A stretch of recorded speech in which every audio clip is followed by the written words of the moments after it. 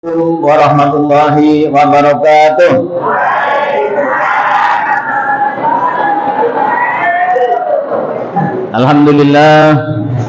Alhamdulillahilladzi asra bi'abdihi lailan minal masjidil haram ilal masjidil aqsa alladzi barakna haulahu linuriyahu min ayatina innahu was-samiul basir. Wassalatu wassalamu ala rasulillahi al-basirin nadir wa ala alihi washabihi wa man tabi'ahum ila yaumil akhir. Hadratul mukarramin, para alim, para ulama yang terhormat, panjenenganipun Ketua Dewan Masjid Indonesia Kabupaten Karom, Mas Arif Nugroho SE beserta Ibu berkenan hadir. Mana Bu Arif? Nah, matur nuwun. Yang terhormat Danyon 131 Braja Sakti BRS, nggak kira BRS beres semua. Kehadiran beliau beres semua pokoknya. Saya berdoa mudah-mudahan Danyon dan seluruh anggota tetap sehat walafiat melaksanakan tugas di Kabupaten Karom. Yang saya hormati, yang saya banggakan, penasehat beserta seluruh pengurus DMI Masjid Miftahul Huda, betul? Miftahul Huda Pir 4 Desa Wonorejo. Yang saya hormati Ibu Nur Hasanah yang selalu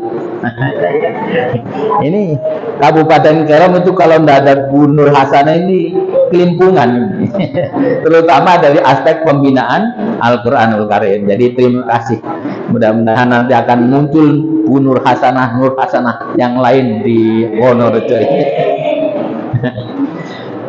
Ada Dek Marawis, Mamaris nak gimana? Mamaris apa namanya ini? Marawis Al-Hidayah.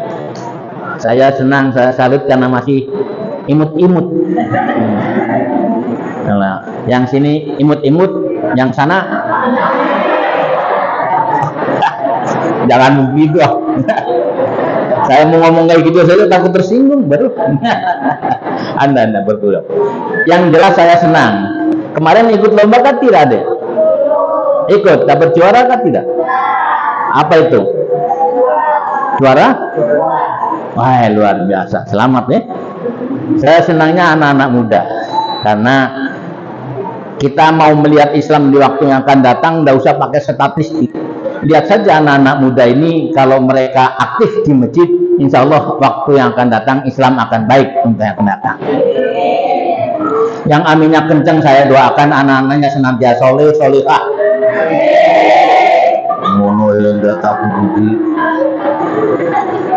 Bapak Ibu, saya pertama-tama juga mengucapkan selamat kepada pengurus DMI yang baru saja dikukuhkan oleh DMI Kabupaten.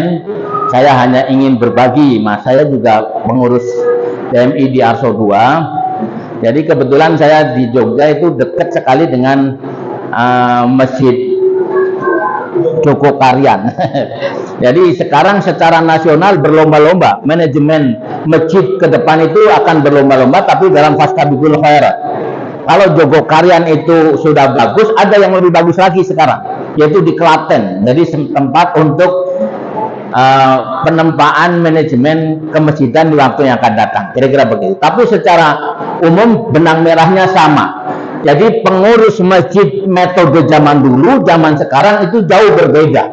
Kalau mental pengurus masjid zaman dulu itu mentalnya, katanya pengurus Joko Karyan itu mental orang miskin. Sekarang mengelola masjid mentalnya orang kaya. Bedanya di mana, Pak? Kalau dulu pengurus masjid itu ngumpulin uang sebanyak-banyaknya, uangnya sampai gepeng-gepeng nggak perlu dipakai. Yang penting laporan Jumatan, wah sekian jumlahnya, luar biasa. Itu dulu mental orang miskin, katanya begitu. Kalau sekarang manajemen masjid itu mental orang kaya. Bagaimana ini uang harus cepat habis. Ada uang seberapa, cepat habis. Apa-apa, semuanya diperuntukkan untuk kemakmuran masjid, termasuk di dalamnya lingkungan kita yang banyak, mungkin saudara kita yang banyak perlu uluran tangan dan seterusnya. Bagaimana kita berdayakan yang selama ini menjadi mustahik, artinya menjadi orang yang berhak untuk menerima santunan. Dengan adanya sentuhan kehadiran masjid kita ini, pada waktunya mereka akan menjadi orang yang bisa memberikan santunan kepada orang yang lain. Kira-kira begitu. Selamat sekali lagi, mudah-mudahan Pak Guru Ma'ruf dan teman-teman akan menjadi manajemen masjid yang modern. Bapak Ibu yang dirahmati Allah Ta'ala, kita lanjut dulu. Sholawat dan taslim kita limpahkan kepada tauladan kita Nabi besar Muhammad Sallallahu Alaihi Wasallam. Kita lanjut dulu sholawatnya ya, Nduk. Nanti yang lanjut yang tadi, biar nyambung sedikit. Mudah-mudahan Allah memberikan berkah kepada kita semuanya. Ya Allah, nyuwun panjang umur, mugi saged kangge bersyukur, paringana pamimpin ingkang jujur, karom aman adil. Kok telat mah kali ini? Karom aman adil, sholatullah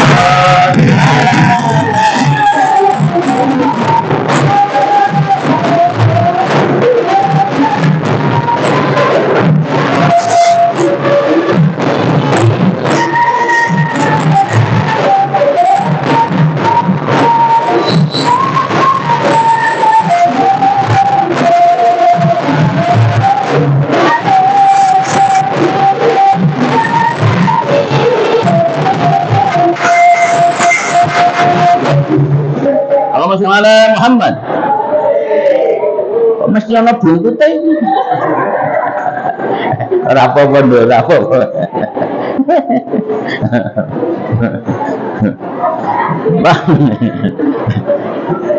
Allahumma shalli ala Muhammad. Bapak Ibu, saya kemarin sampaikan begini. Ini mudah-mudahan saya untuk Isra Mi'raj tahun ini yang terakhir, sehingga nanti sudah mulai Sa'ban lah. Ini kemarin kalau nggak follow dengan Pak Guru Ma'ruf nggak tompol gitu. Cuman saya kangen dengan Pir 4 itu, karena bagi saya Pir 4 itu ada kesan tersendiri yang sulit untuk saya lupakan. Ini serius ini ya. Bapak Ibu, saya kemarin katakan begini, Al-Quran itu bukanlah kitab sejarah. Gitu. Al-Quran bukan kitab sejarah, tapi di dalam Al-Quran tidak sedikit Allah mengungkap tentang sejarah. Baik sejarah tentang peradaban manusia itu sendiri, maupun sejarah di luar manusia. Apa Pak? Al-Quran menceritakan tentang makhluk bernama An-Naml. Apa itu Pak? Semut misalnya. Ini semut itu kayak tentara itu. Makanya dikatakan An-Naml, begitu kombaknya, maka diabadikan di dalam Al-Quran sejarah semut.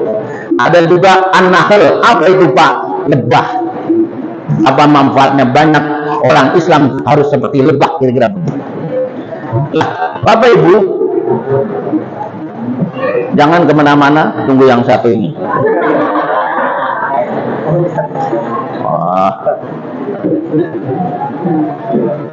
Di bawah sudah banyak itu.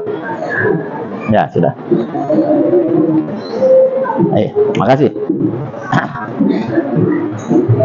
Saya ulangi, Al-Quran bukan sejarah, tapi tidak sedikit Al-Quran dikemukakan oleh Allah Subhanahu wa Ta'ala tentang sejarah.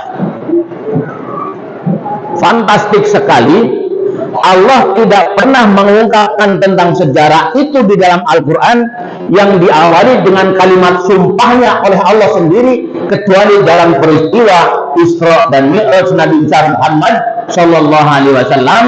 Allah mengawali itu cerita sejarahnya dengan kalimat subhanalladzi asra bi 'abdihi lailan minal masjidil haram ila akhirih.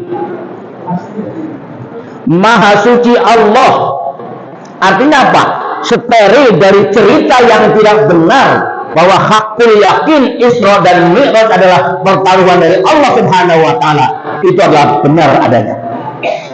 Rupanya Allah sudah mengantisipasi bahwa peristiwa Isra Mi'raj ini nanti akan banyak pertentangan, akan banyak rintangan, akan banyak menghadapi hal-hal yang orang yang tidak percaya. Dan nyatanya betul.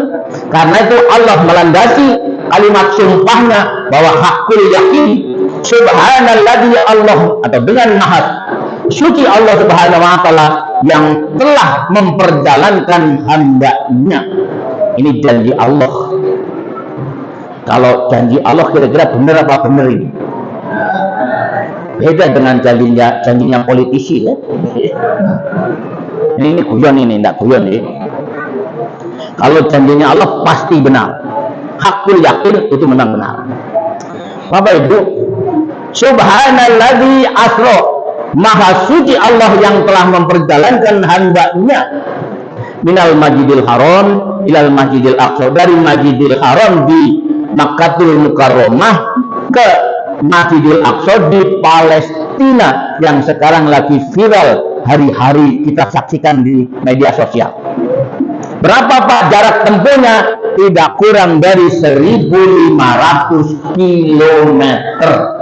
Ditempuh pulang pergi atau pergi dulu ya, pergi pulang 1 malam saja. Kalau 1.500 kilo itu Jakarta Surabaya kurang lebih 800. Jadi Jakarta Surabaya, Surabaya Jakarta lah, kira-kira baru namanya Masjidil Haram ke Masjidil Aqsa. Itu baru Isra, belum lagi Mi'raj. Mahwal Mi'raj, Mi'raj artinya adalah perjalanan di waktu malam pada tanggal 27 Rajab tahun 10 pasca kenabian ke suatu tempat baginda Rasul. Dari mana Pak? Dari Masjidil Aqsa ke suatu tempat yang dinamakan Sidrah Al-Muntaha. Nurul Khodis Majid mengatakan Sidratul Muntaha. Sidrah sejauh mata memandang, Al-Muntaha yang terakhir. Jadi kalau ada anak namanya Muntaha, oh berarti anak bontot, ini anak laki. Di mana Pak Sidratul Muntaha? Bapak Ibu, planet yang kita tempati ini namanya planet Bumi. Planet Bumi yang kita tempati dengan planet yang paling dekat. Planet yang paling dekat dengan kita itu adalah planet bernama Bulan. Ibu-ibu, ibu-ibu paham dengan bulan karena beliau bisa menjadi orang sakti mendatangkan bulan setiap bulan. Jarak planet Bumi dengan planet bernama Bulan itu adalah 350.000 kilo. Kalau pas bulannya lagi bulannya lagi di bawah itu, kan bulan berputar, ada kalanya ke atas, ada kalanya ke bawah. Kalau mon itu memang 350-an kilo, 350.000 kilo kami maksudkan. Kalau lagi naik bulan itu jarak tempuhnya dari bumi ke bulan tadi 500.000 kilo. Ini dengan bulan.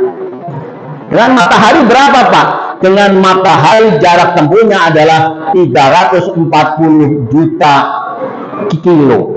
Sampai kalau matahari lagi jauh 500 juta kilo.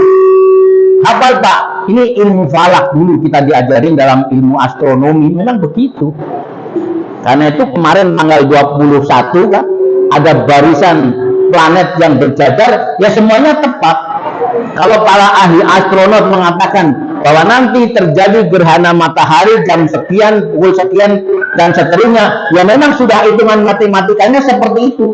Di dalam Al-Quran, wasyamsu tajri li mustaqarrin laha dzalika taqdirul azizil alim.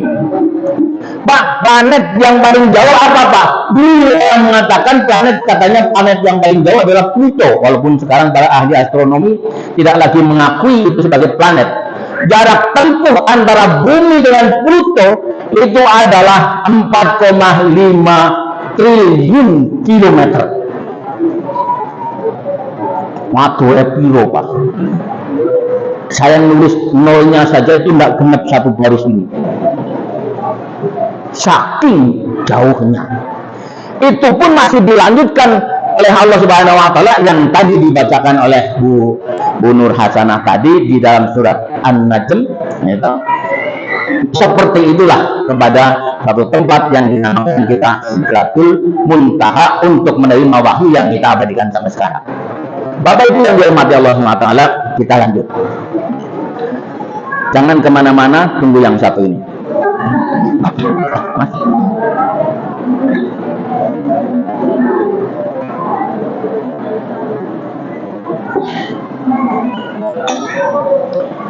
Aduh, bisa lagu satu dulu, boleh? Ya, mari.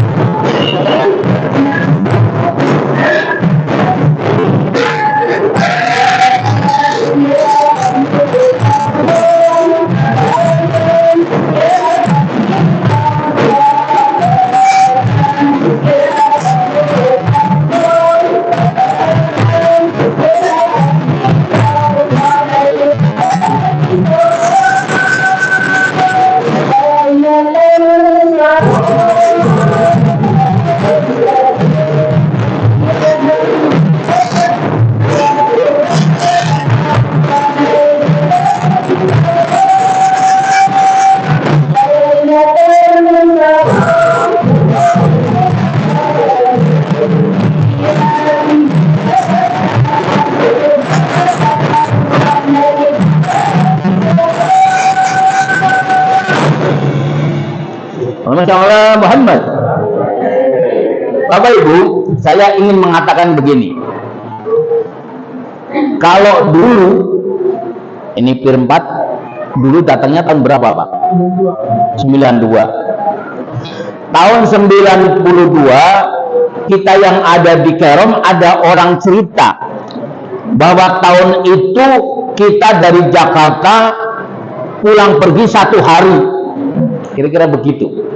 Tahun 92 saja kalau ada orang cerita bahwa dari Kerom ke Jakarta ke Kerom lagi hanya 1 hari, nggak ada kayaknya orang percaya itu. Kau tipu saja, ngapusi. Itu tahun 94, 92 ya, 92. Apalagi 1400 tahun yang lalu. Karena itu Allah menggarisbawahi terlebih dahulu. Peristiwa Isra dan Mi'raj ini adalah bukan peristiwa nalariyah, bukan peristiwa yang harus kita analisa dengan logika kita. Kalau logika kita yang dasar pendekatannya sampai hari ini biar Profesor Botak belum ketemu. Bagaimana mungkin ke Pluto saja yang sekian triliun kok bisa pulang pergi? Sekali lagi, semata itu adalah peristiwa linuriyahu min ayatina. Allah sedang berkenan untuk menunjukkan sebagian kecil dari tanda-tanda kekuasaannya. Kira-kira begitu. Dengan lain perkataan, Bapak Ibu, peristiwa Isra dan Mi'raj itu adalah peristiwa imaniyah, bukan peristiwa nalariyah. Sehingga pendekatan kita adalah pendekatan iman. Kalau itu yang dilakukan oleh Nabi dan atas kudrat dan iradah Allah Subhanahu wa taala, tidak ada hal yang mustahil karena itu adalah kehendak Allah Subhanahu wa taala. Nah, ini dulu yang pertama. Jadi peristiwa Isra Mi'raj adalah orang kampus bilang itu peristiwa eskatologis, bukan peristiwa eksaktologis, tapi peristiwa orang Pir 4 mengatakan peristiwa dilallah. Nah, kira-kira mungkin begitu. Kalau sudah dilallah, tidak ada yang mustahil bagi Allah, seberapapun jarak tempuhnya, seberapapun tidak masuk di akal, karena kehendak Allah Subhanahu wa taala insya Allah akan nyambung. Kira-kira begitu. Bapak Ibu, sekedar analog saja. Kalau saya, Bapak Ibu punya arloji kita itu jam-jam. Kalau punya jam di tangan kita itu 1 menit sama dengan 60 detik. 1 jam sama dengan 60. Itu pun kalau baterainya masih sehat. Kalau baterainya sudah loyo, ya seloyo itu jarum jam bergerak. Bapak Ibu, kalau Muhammad yang berjalan sendiri 1 jam ya kurang lebih sama dengan kita. 1 jam 5 kilo, 10 kilo saja sudah keringat jagung, sudah keluar semuanya. Tapi yang memperjalankan bukan Muhammad secara alamiah, tapi yang punya Muhammad yang memperjalankan. Tidak ada hal yang mustahil bagi Allah Subhanahu wa taala. Arloji kita berjalan secara alami 1 jam sama dengan 60 menit. Tapi kalau diputer sama yang punya jam, mau berapa kali putaran tidak ada persoalan. Kenapa? Karena yang muter yang punya jam. Kira-kira begitu. Dengan perkataan sekali lagi, Bapak Ibu, dasar kajian kita ini peristiwa Isra dan Mi'raj adalah peristiwa ilahiyah, peristiwa eskatologis. Bapak Ibu, peristiwa ilahiyah, peristiwa eskatologis, peristiwa dilallah ini janjannya bahasa Indonesia ya Mas Arif. Janjannya peristiwa eskatologis ini tidak hanya peristiwa Isra dan Mi'raj. Dalam kehidupan sehari-hari pun kita sejatinya tidak terlepas dari peristiwa eskatologis. Baik kita sebagai pribadi maupun dalam kapasitas kita sebagai bermasyarakat, berbangsa dan bernegara. Ini contoh kecil saja lah. dalam kehidupan bermasyarakat, berbangsa dan bernegara. Misalnya kita semuanya tahu bangsa Indonesia dijajah ratusan tahun oleh Belanda, oleh Jepang. Apa modal senjata kita? Hanya sepotong bambu runcing. Kalau pakai pendekatan kita adalah pendekatan logika, pendekatan profesor tadi, jenderal mana yang berani taruhan sepotong bambu runcing mampu mengalahkan tank? Ahli strategi militer mana yang berani taruhan sepotong bambu runcing mampu mengalahkan Meriam? Ya kalau Meriamnya Meriam Bellina. Jangankan saudara yang masih muda-muda ini, saya juga berani. Ini tidak guyon ini. Ini meriamnya meriam Belanda. Tapi inilah fakta sejarah bahwa kita sebagai bangsa juga tidak terlepas dari nilai eskatologis.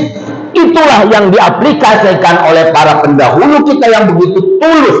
Para pejuang kita pendahulu Republik ini, betapa tulusnya mereka ungkapkan berkat rahmat Allah yang Maha Kuasa dan didorongkan oleh keinginan yang luhur, maka 17 rakaat mengantarkan kepada 17 Agustus. Understand? I love you. Ya? Nah, benar ini. Jadi ini dalam konteks kita bernegara. Dalam pribadi-pribadi juga sebenarnya tidak terlepas dari eskatologis tadi kok. Untung dulu saya itu di Pir 4 kok ya banyak ya pakai untung, mana sepeda untung itu kok ya banyak kempes gitu. Karena banyak kempes itu sehingga saya dipinjemin umpok, ternyata yang minjemin sekarang jadi istri saya. Dilalap loh, kok dilalap kok ya banyak kempes gitu loh. Memang begitulah perjalanan hidup. Jadi masing-masing orang punya cerita sendiri-sendiri. Saya rasa yang senyum-senyum itu mengakui. Oh iya, ternyata benar juga ya. Alhamdulillah. Jadi saya pesan-pesan ini terutama ibu-ibu, bapak-bapak, mohon maaf ya. Mohon maaf nih, saya pernah cerita tapi begini. Saya merasakan betul bahwa setelah tua itu ternyata tidak ada yang paling indah dalam hidup ini kecuali kita mempertahankan hidup bersama-sama, menikmati dengan pasangan hidup kita. Mohon maaf ya bapak-bapak, saya peragakan. Andai kata boleh saya peragakan, ini adalah ibarat diri kita. Ini yang jari tengah ini adalah diri kita. Kita lipat begini. Yang ini adalah mama, orang tua kita, ibu jari kita. Yang ini adalah saudara kita. Yang ini anak-anak kita. Yang ini cincin perkawinan kita, telunjuk manis, jari manis kita. Bapak Ibu, Tuhan barangkali ini bagian dari diri Allah ini Bu. Setelah tua seperti yang kayak saya rasakan ini, mau berharap dari orang tua yang memang sudah tidak ada, ya tidak mungkin akan mau mendampingi kita terus. Bapak Ibu, jangankan orang tua, saudara kita, ini saudara kita, mohon maaf nih, apa mungkin Pak mau menemani terus saya hidup semaput? Impossible, tidak mau mereka punya kehidupan sendiri. Jangankan saudara, anak saja yang dulu kita gadang-gadang setelah kita dewasa bikinkan rumah tangga, tidak mungkin pula kita bersama-sama menemani seumur hidup. Mereka punya kehidupan masing-masing. Kalaupun tengok paling-paling 1 hari, 2 hari, selebihnya ya selesai. Bapak Ibu, harta yang paling indah ternyata ya keluarga. Mutiara yang paling indah ya keluarga. Karena itu Allah ciptakan kita ini jari manis kita. Coba kalau yang lain gampang digerakkan, semuanya gampang digerakkan, tapi jari manis kita coba gerakan. Bapak boleh beragakan sendiri betapa sulitnya. Itulah barangkali filosofi Allah Subhanahu wa Ta'ala memberikan gambaran kepada kita bahwa perkawinan kita bukan untuk main-main, karena selama hidupnya yang akan menemani kita adalah partner kita, istri suami kita. Karena itu jangan sia-siakan anak istri kita, jangan sia-siakan suami kita. Biar hitam-hitam gak ada masalah. Hitam-hitam sedikit bahkan dalam riwayat yang lain, barang siapa yang mencium suaminya yang hitam, memang kayak mencium Hajar Aswad kok. Nah ini tidak kuat, ini serius. Karena itu, boleh nanti di rumah sambil reneng-reneng sama suaminya, atau iya bener ya mas, yang ini kok nggak bisa digerakkan.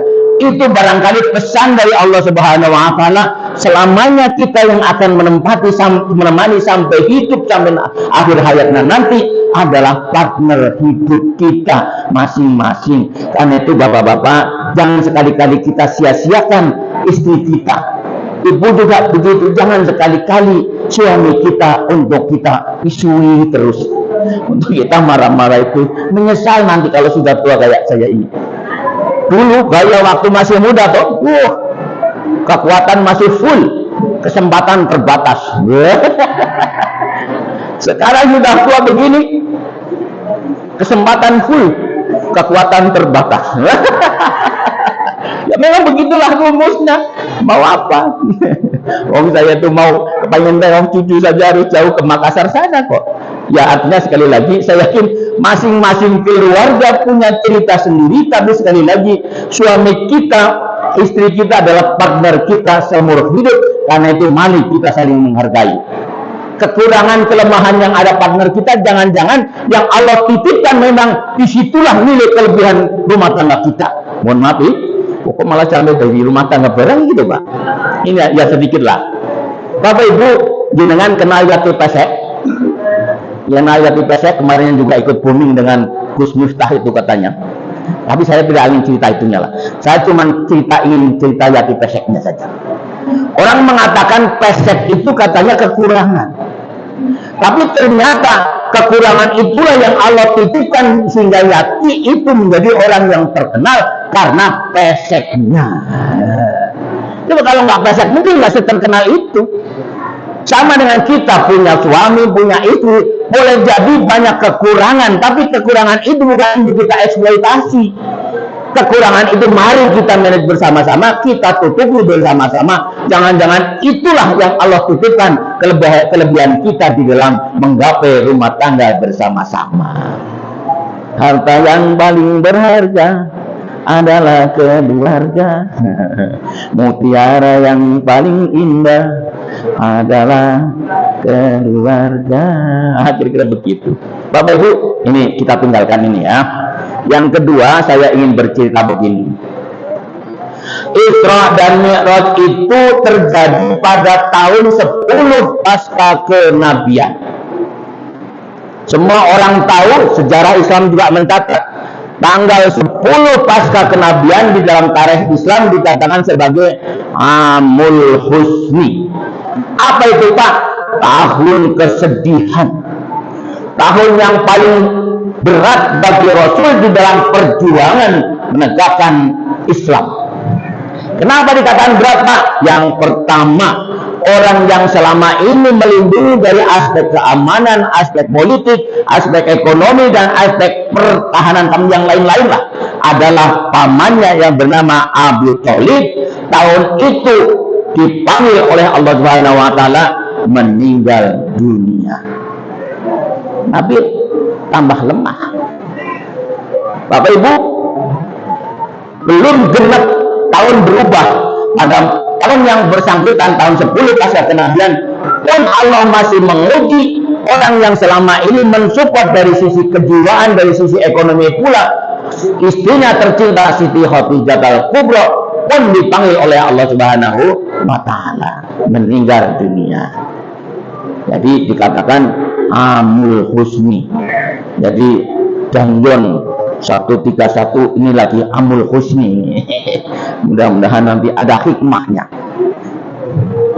Bapak Ibu, dalam posisi yang semacam inilah Allah berkenan untuk membesarkan hatinya Rasulullah Shallallahu Alaihi Wasallam sehingga peristiwa Isra dan Mi'raj Nabi besar Muhammad Shallallahu Alaihi Wasallam. Jadi hikmahnya apa Pak? Siapa saja yang berjuang di jalan Allah, ini mana Pak Guru Makruf mana? Udah kecil di belakang, tidak kelihatan. Pak Mul mana Pak Mul? Pak Mul tak kira kemarin di masjid mana itu? Yang PTP itu? Kami, katanya imam di sana. Saya cari-cari, wah mana ini Pak Mul? Ya, kita lanjut dulu. Bapak Ibu, siapa saja yang berjuang di jalan Allah Subhanahu wa taala pasti ada rintangan. Rintangannya apa Pak? Oh, banyak. Mulai dari internal apalagi eksternal. Internal saja belum tentu semuanya kompak. Tapi saya baru kali ini melihat pengurus masjid di Porong pelantikan dengan seragam yang luar biasa.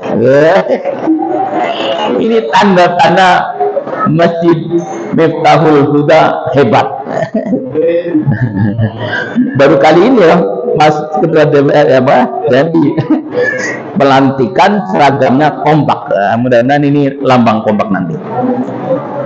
Dan lagi pasti nanti ke depan banyak. Tapi percayalah, ngurus masjid itu yang penting ada 3 orang yang aktif saja. Insya Allah semuanya jalan kok. Yang lain-lain ya untuk pelengkap sajalah. Tapi yang mudah-mudahan kita berharap tidak seperti itu. Cuman biasanya ada 3-5 orang berakhir, wah semuanya beres. Bapak Ibu yang dirahmati Allah Ta'ala, saya lanjut dulu.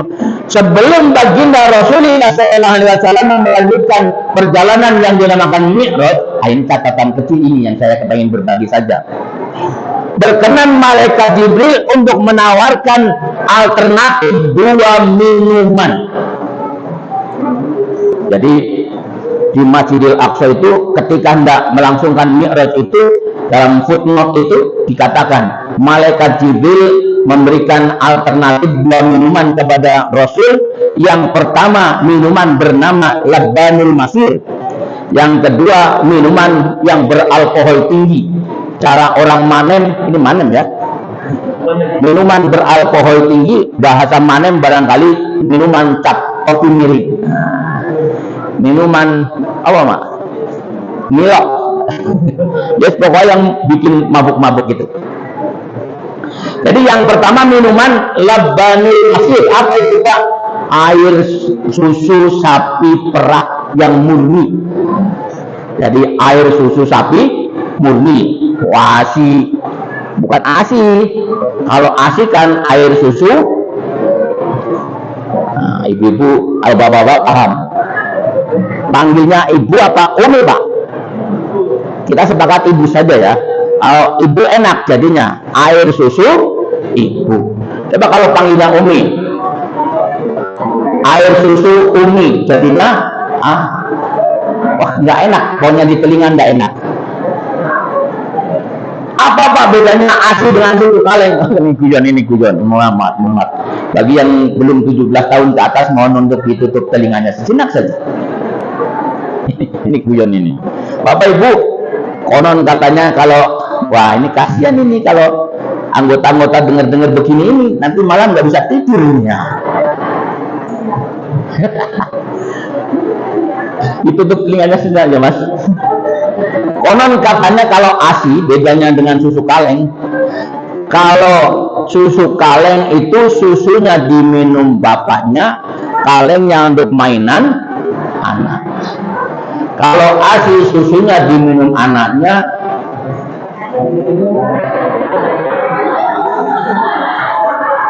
Mosok kalengnya sembunyi.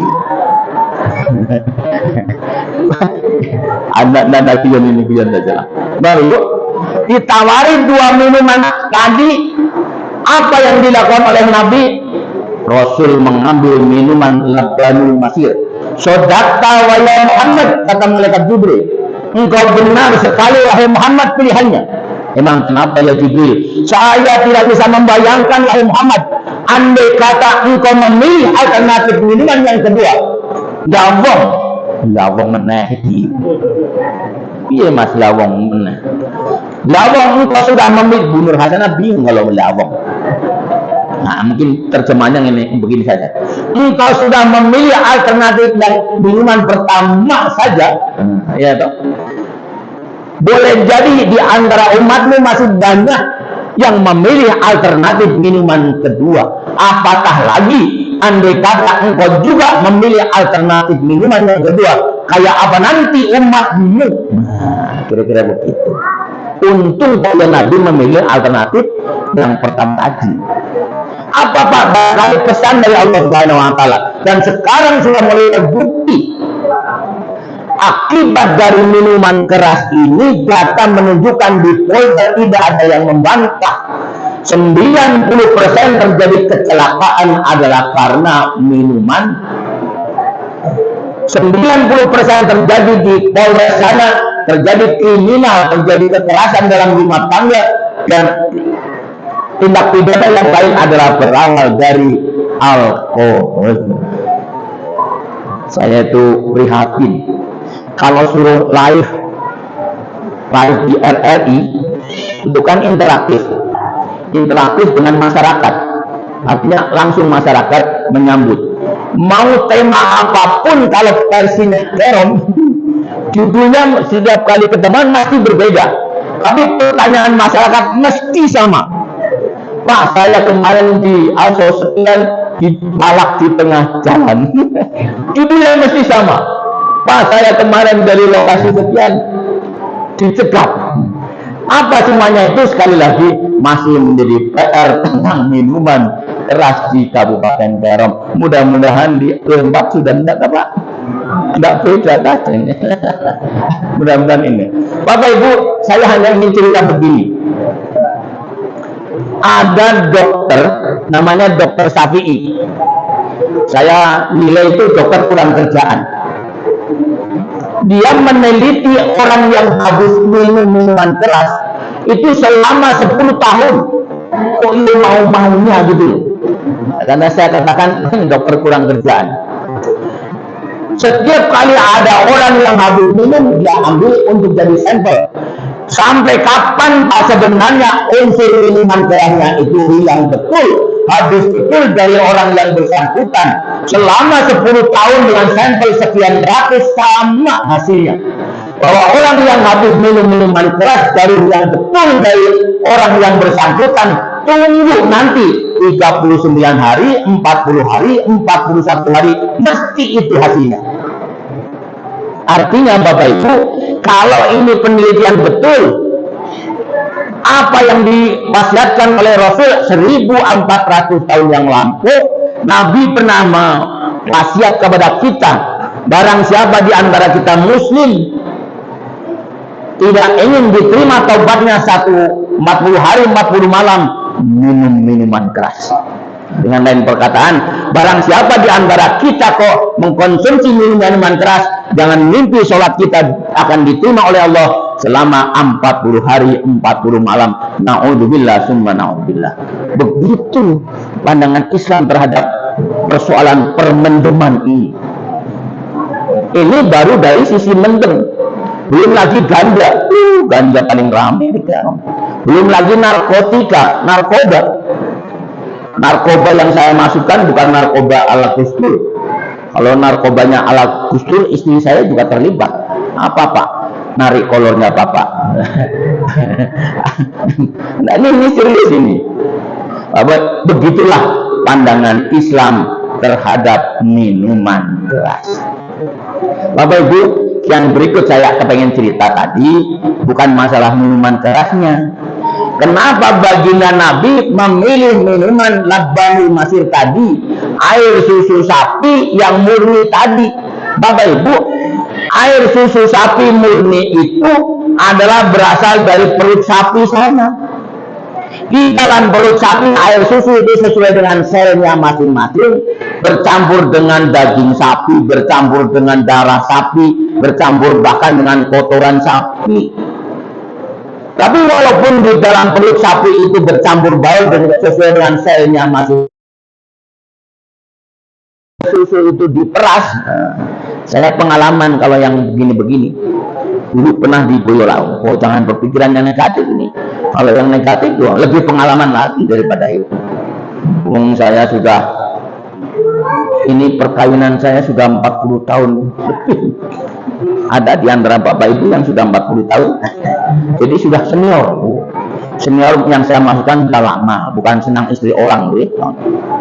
Bapak Ibu, sampai di mana tadi ini? Air susu itu bercampur dengan darah, bercampur dengan kotoran sapi. Tapi begitu pagi datang, yang punya dia peras, air susu ternyata tidak terkontaminasi dengan darah, tidak terkontaminasi dengan kotoran sapi dan lain-lainnya. Artinya apa Pak? Steril dari lingkungan. Filosofi barangkali nasihat bagi kita, umat Islam, kita bergaul dengan siapapun, kita bergaul tidak pernah dibatasi. Dari mana engkau datang, apa warna kulit, suku bangsa dan bahasa, serta agamanya, silakan saja engkau bergaul bebas.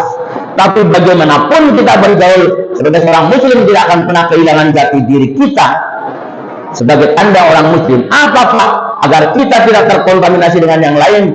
Al-farqu bainal muslim wa ghairihi musolah. Perbedaan kita dengan saudara kita di dalam tata pergaulan ini hanya satu yang membedakan. Apa Pak? Bagaimana pelaksanaan ibadah bernama sholat. Kembali kepada sholat. Kalau ada seorang muslim kalau sholatnya mingguan, umpama. Terus bedanya apa dengan yang lain? Masih mending Pak, ada juga yang sholatnya tahunan kok. Ya sudahlah, itu bagian dari PR kita. Ya, tidak usah dipersoalkan, kan ada dong gitu. Tapi ya itulah seninya kita. Bapak Ibu, ini berkaitan dengan al-farqu bainal muslim wa ghairihi sholat. Apa Allah butuh dengan ibadah sholat kita Pak? Bapak Ibu, Allah itu tidak butuh kok dengan sholat kita kok. Biar kita orang sak Wonorejo, sak Kerom pada nggak sholat, itu Allah nggak pensiun jadi Tuhan kok. Yang sejatinya kita butuhkan adalah kita sendiri yang butuh. Nggak usah jauh-jauh Pak. Kita yang butuh sholat Pak, iya. Cuman karena kita selama ini kan menempatkan sholat sebagai kewajiban, sehingga karena sholat sebagai kewajiban di sana ada beban. Karena di sana ada beban, maka kita akan ketemu dengan satu titik yang namanya bosan. Kenapa Pak bosan? Karena ditempatkan sebagai kewajiban. Ini hanya sekedar analog loh Bu, hanya sekedar contoh saja. Ada satu kewajiban yang selama ini kita lakukan sejatinya adalah kewajiban, tapi kita tidak pernah menempatkan itu pelaksanaan sebagai kewajiban, tapi kebutuhan. Apa itu Pak? Mohon maaf, adalah hubungan suami istri. Asli hukum suami istri berhubungan itu adalah hak dan kewajiban. Manakala seorang istri atau suami yang tidak mendapatkan haknya, dia boleh untuk menuntut di mana Pak? Di pengadilan agama bagi yang muslim. Kenapa nuntut Pak? Karena saya tidak mendapatkan hak atas nafkah saya sebagai seorang istri. Dulu waktu kita masih kecil, kalau orang ke pengadilan agama kok hanya bawa kapas putih itu, jadi tidak perlu ditanya oleh petugas, orang sudah paham. Oh iya, karena ini sudah tidak lagi minum ekstra jos, kira-kira begitu. Jadi langsung diterima. Oh, karena istrinya tidak mendapatkan haknya dari aspek itu. What the meaning of itu? Ya itu. Bapak Ibu, kita lanjut dulu. Hukum suami istri selama ini hakikatnya adalah kewajiban, tapi ternyata selama ini kita tidak pernah menempatkan sebagai kewajiban, tapi kita tempatkan sebagai kebutuhan. Karena kita tempatkan sebagai kebutuhan, ternyata di sana tidak ada bosan. Kenapa tidak bosan Pak? Karena di sana ada kenikmatan. Begitu urutannya. Bapak Ibu, kita coba alihkan. Andai kata yang semacam ini kita tempatkan kepada ibadah bernama sholat, bukan sebagai satu kewajiban, tapi adalah sebagai kebutuhan. Disinilah barangkali hikmahnya kita. Saya jamin orang yang sholat semacam itu, suami istri saja yang mau sholat seperti itu, saya jamin tidak ada peluang untuk bertengkar. Saya jamin. Nggak usah jauh-jauh Pak, mohon maaf ya.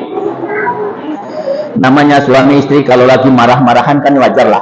Saya rasa kita sepakat, rumah tangga yang bahagia katanya yang samawa, tidak ada masalah, impossible. Siapapun membangun rumah tangga pasti ada masalah. Masalahnya adalah bagaimana mengatasi masalah. Kalau perlu kayak Pegadian, mengatasi masalah tanpa masalah. Bagaimana Pak? Lagi diem-dieman ini kan lagi marah-marahan kan kita serba salah. Biasanya bapak-bapak, ibu-ibu lagi marah-marahan sama istri, ya enggak enak lah. Mau makan tidak ngantuk, mau tidur tidak lapar, kita serba salah. Namanya juga lagi marah-marahan. Tapi karena sudah komitmen 1 hari 1 malam, apa Pak? Berjamaah. Itu pun sepanjang memungkinkan. Saya katakan sepanjang memungkinkan, kalau istri memang kan diciptakan oleh Allah menjadi makhluk paling sakti, yaitu bisa mendatangkan bulan setiap bulan. Kalau pas lagi jadi makhluk sakti kan tidak mungkin sholat. Sepanjang memungkinkan suami istri lagi marah-marahan, apa Pak? Sholat isya berjamaah. Walaupun lagi marah-marahan Pak,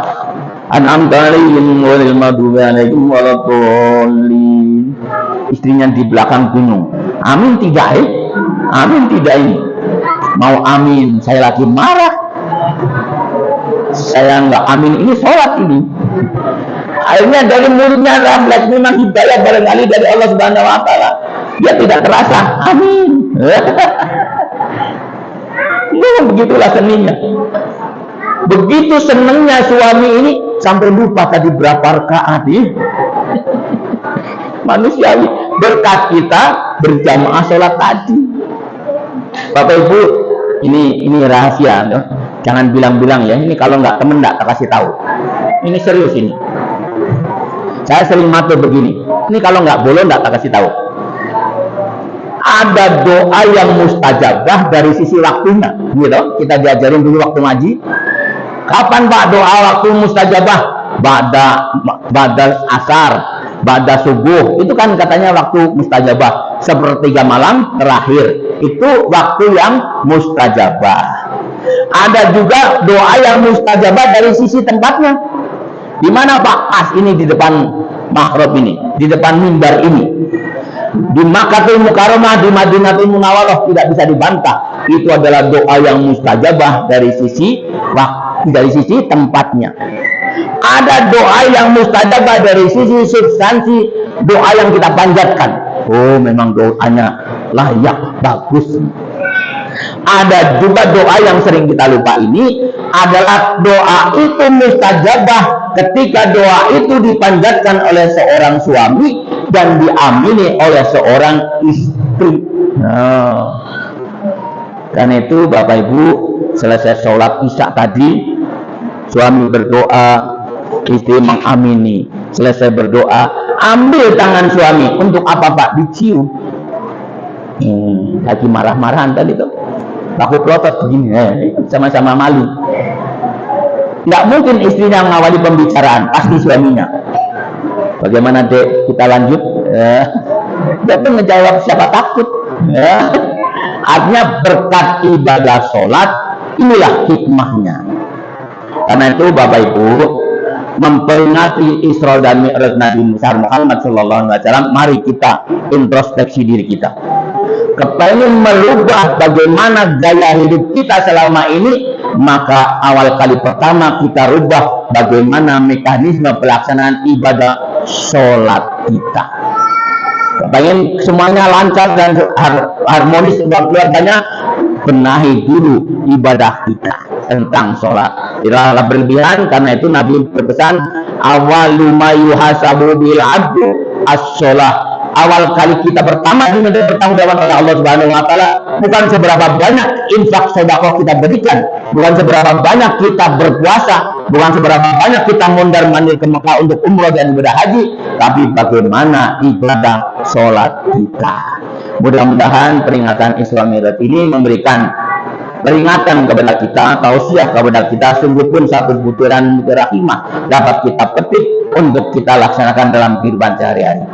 Terima kasih atas segala perhatiannya, menurut saya kurangnya. Wabillahi taufiq wal hidayah. Assalamualaikum warahmatullahi wabarakatuh.